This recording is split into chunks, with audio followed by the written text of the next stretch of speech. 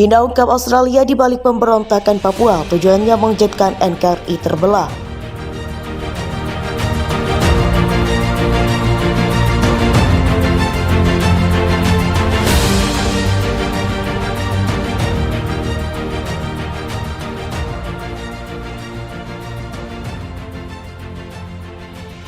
Kekejaman kelompok kriminal bersenjata KKB Papua yang terus melakukan teror di bumi cendrawasih Indonesia rupanya sudah sejak lama menarik perhatian China.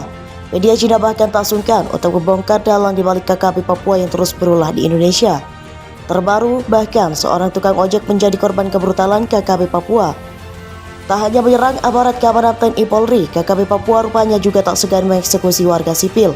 Ialah Samsu 1, seorang warga yang meninggal dunia di tangan eksekutor KKB Papua.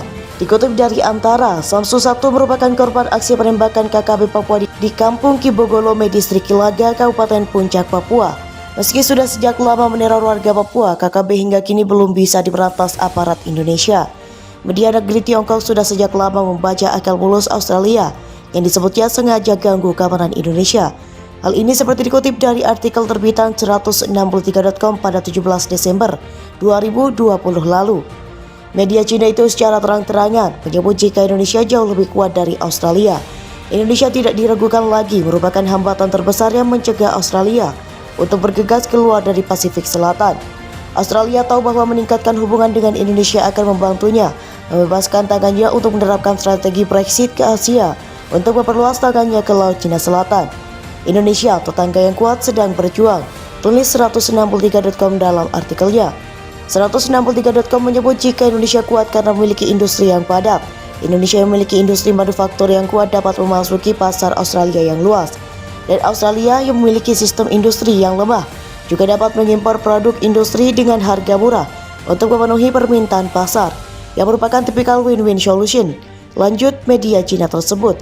Tak hanya itu, media Cina tersebut juga menuding jika Australia ada di balik layar KKB Papua yang selama ini kerap berulah di bumi cendrawasih.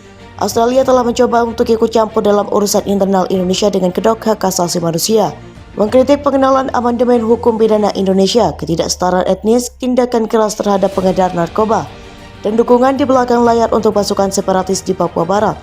Tulis 163.com. Australia telah menarik Jepang, Amerika Serikat, dan India untuk mencoba membentuk aliansi militer yang telah mengganggu Indonesia yang menganut kebijakan non-blok. Sementara Australia tidak pernah menyerah memecah Indonesia sejak berdirinya yang telah menyentuh garis bawah negara multi etnis. Lanjut 163.com. Media Cina tersebut juga menyebut jika Australia selama ini menipu Indonesia, tidak sulit untuk menemukan bahwa dalam hubungan bilateral antara Indonesia dan Australia, Australia selalu yang pertama menahan diri dari seni bela diri dan menipu dan menyerang Indonesia. Dan Indonesia tampaknya menghargai perdamaian dan serangan balik terhadap Australia selalu tepat sasaran. Kenapa ini? Selain agresi tajam Australia, situasi Australia yang kurang menguntungkan dalam hubungan keamanan asimetris antara kedua negara juga merupakan alasan penting. Alasan mengapa Australia mengincar Indonesia di mana-mana adalah karena kurangnya kepercayaan dan ketakutan terhadap Indonesia dalam hal keamanan. Tulis 163.com. Australia juga disebut jika suatu saat diserang oleh Indonesia.